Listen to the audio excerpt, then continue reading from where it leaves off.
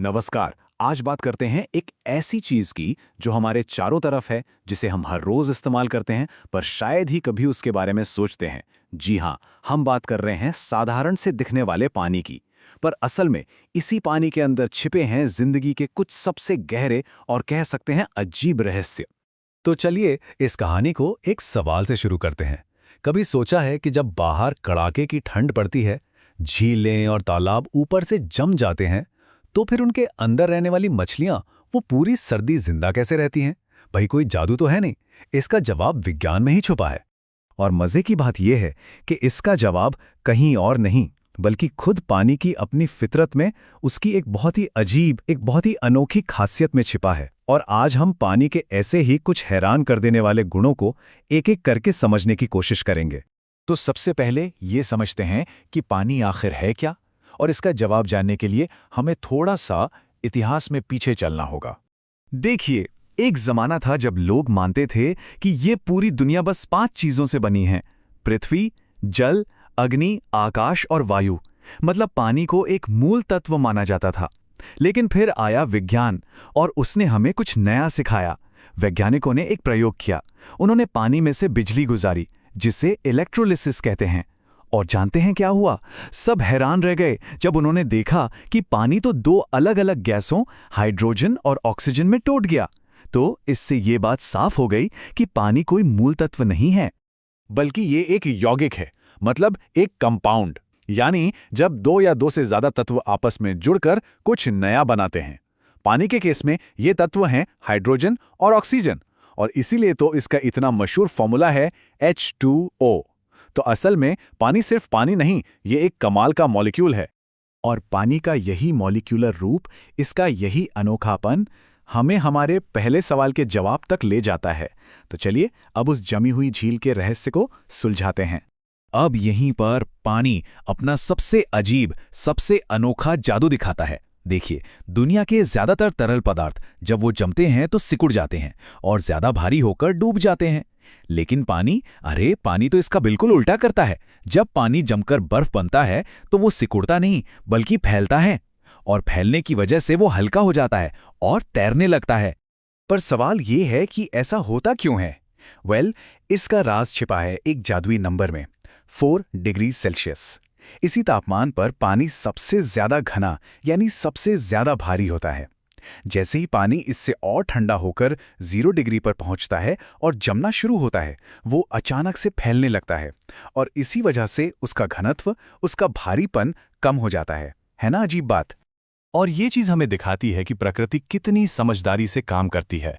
पानी की सतह पर जमी हुई बर्फ की ये परत बिल्कुल एक ढाल की तरह, या कह लीजिए एक गर्म स्वेटर की तरह काम करती है, जो नीचे के पानी को कड़ाके की ठंड से बचाकर रखती है। तो होता यह है कि झील की सबसे ऊपरी सतह पर बर्फ की एक परत जम जाती है। अब क्योंकि बर्फ पानी से हल्की है, तो वो ऊपर तैरती रहती है, डूबती नहीं। ये तैरती हुई परत एक इंसुलेटर बन जाती है। मतलब ये नीचे के पानी की गर्मी को बाहर निकलने से रोकती है और ऊपर की ठंडी हवा को अंदर आने से रोकती है। नतीजा, बर्फ के नीचे का पानी तरल ही रहता है और मछलियां और बाकी के जीव अपनी पूरी सर्दी आराम से गुजार लेते हैं। चलिए, ये तो हुई बर्फ की बात। अब पानी के एक और जादुई गुण की तरफ बढ़ते हैं, और वो है इसकी चीजों को अपने अंदर घोल लेने की कमाल की शक्ति। इसको समझने के लिए एक बहुत ही आम सा उदाहरण लेते हैं, ORS का घोल। जब किसी को डिहाइड्रेशन होता है, पानी की कमी हो जाती है, तो क्या करते हैं? पानी में बस थोड़ा सा नमक और चीनी मिलाते हैं और वो घुल जाते हैं। अब इस पूरी प्रक्रिया में समझिए कि 3 मुख्य किरदार हैं। पहला है पानी, जो घोलने का काम कर रहा है। उसे विज्ञान की भाषा में कहते हैं विलायक या सॉल्वेंट। दूसरे किरदार हैं चीनी और नमक, जो घुल रहे हैं। उन्हें कहते हैं विलेय या सल्यूट। और जब ये सब मिल जाते हैं तो जो तैयार होता है वो है विलयन, यानी कि सल्यूशन। और पानी भाई इस काम का मास्टर है। और हाँ, पानी की ये घोलने की ताकत सिर्फ चीनी और नमक जैसी ठोस चीजों तक ही सीमित नहीं है। ये गैसों को भी अपने अंदर घोल लेता है। अरे, मछलियां पानी के अंदर सांस कैसे लेती हैं? वो इसी वजह से, क्योंकि पानी ने ऑक्सीजन को अपने अंदर घोल रखा होता है। अपनी इसी कमाल की काबिलियत की वजह से पानी को एक बहुत बड़ा टाइटल मिला है, यूनिवर्सल सॉल्वेंट, यानी सार्वभौमिक विलायक। इसका मतलब है कि ये दुनिया में किसी भी दूसरे लिक्विड से ज्यादा चीजों को अपने अंदर घोल सकता है। और यही वजह है कि हमें अलग अलग जगहों के पानी का स्वाद अलग अलग लगता है, क्योंकि बारिश का पानी जब जमीन से गुजरता है तो वो रास्ते में आने वाले खनिजों को, मिनरल्स को अपने में घोलता चला जाता है। तो पानी सिर्फ एक अच्छा सॉल्वेंट ही नहीं है, ये केमिकल रिएक्शंस में यानी रासायनिक प्रतिक्रियाओं में सीधे सीधे हिस्सा भी लेता है, और कभी-कभी तो बहुत ही जोरदार तरीके से। इसका सबसे आम उदाहरण है लोहे पर जंग लगना। इसे हम सबने देखा है। जब लोहा पानी और हवा के संपर्क में आता है तो एक धीमी केमिकल रिएक्शन शुरू हो जाती है, और इसका नतीजा आयरन ऑक्साइड, जिसे हम अपनी आम भाषा में जंग कहते हैं। लेकिन पानी हमेशा इतना धीमा नहीं होता। अगर सोडियम जैसी कोई बहुत ज्यादा रिएक्टिव धातु पानी के संपर्क में आ जाए तो रिएक्शन बहुत बहुत तेज होता है, इतनी तेजी से कि आग पकड़ने वाली हाइड्रोजन गैस बनती है। यह हमें दिखाता है कि ये जो शांत दिखने वाला पानी है ना, वो असल में कितना शक्तिशाली हो सकता है। तो हमने पानी के जमने का अनोखा तरीका देखा, उसकी घुलने की शक्ति देखी और उसकी केमिकल पावर भी देखी। पर अब सवाल ये उठता है कि इन सब बातों का मतलब क्या है? ये सब इतना जरूरी क्यों है?